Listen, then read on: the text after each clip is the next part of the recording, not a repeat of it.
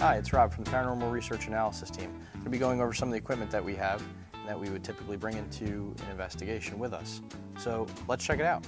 This first piece of equipment is a millimeter, and what it does is it detects electromagnetic fields, or EMF. And what EMF is electricity. So you can find EMF naturally through uninsulated wiring.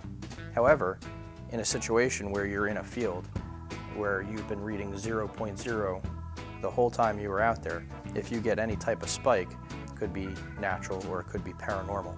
So what we do is we take this device and we'll use this with another electromagnetic field tester, which we'll show you in a little bit, and we'll go through the home or the business and check out the natural EMF.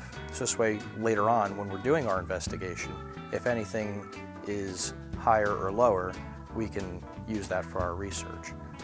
The millimeter has several different components to it.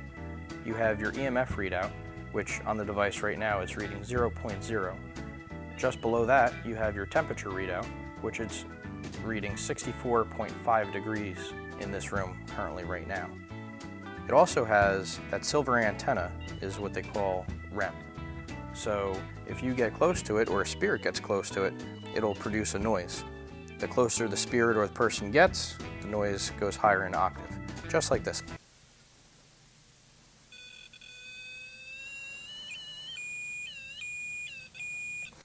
And as you can see, it also has lights as well. This is the EMF field tester. As you can see, it's just like the millimeter, however, it's missing two components. It's missing the temperature readout, it's also missing the REM. However, you do have the EMF readout. As you can see, this device is fluctuating between 0 and 1, and that's just because the building I'm in, it's the natural EMF. So what we do is we take the EMF field tester along with the millimeter into the business or home or whatever we're investigating. So this way we have another device to compare and contrast the readings that we're getting from each device. This next piece of equipment is called the K2 device, and what it does is it measures electromagnetic fields just like the millimeter and the EMF field detector. However, with this K2 device, it measures EMF and it'll give you a display through lights, and it doesn't give it to you digitally. And as you can see, a human who interacts with it has no effect on this K2 device. A lot of times what we'll do is we'll bring the K2 device into a certain room that we're investigating in, and we'll ask the spirit to light up the lights once for yes and twice for no. Sometimes, if the spirit is strong enough, they can get it all the way to red.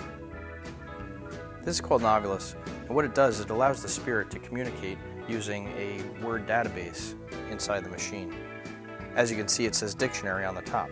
So in this mode, the spirit will be able to pick out certain words possibly relevant to your investigation. So for an example, if I were investigating a Civil War historical monument and the word cannon came up, well, that's pretty relevant.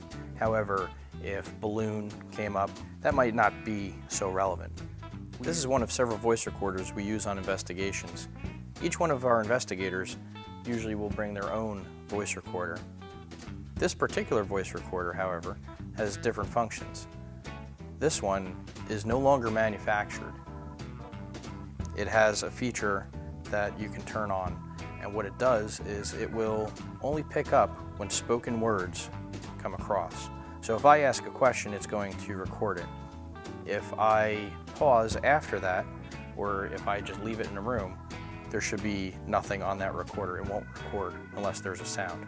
So it makes our evidence review with that particular recorder a lot easier to go through. The reason why we carry a voice recorder is because the theory is that the spirit can speak and their words can be captured over either the voice recorder or the camera that you're using. We've had many instances where this has proven true. This last piece of equipment is our video camera, and it's specifically used for documentation. This particular camera has infrared built into it. So what infrared is it's light that we cannot see with our own eyes. It makes it easier to see in the dark.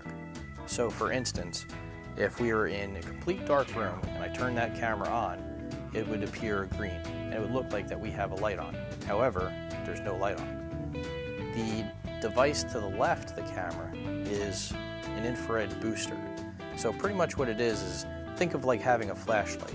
Well, you put that on top of the camera, you turn it on, and instantly you have more infrared going out. So a semi-dark room that you have coming through the camera will now appear a lot brighter. Each piece of equipment has a specific use and helps us with our research. If you have any questions, you can email us at pratt.paranormal@gmail.com, or you can contact us on our Facebook page. Thank you for watching and have a great day.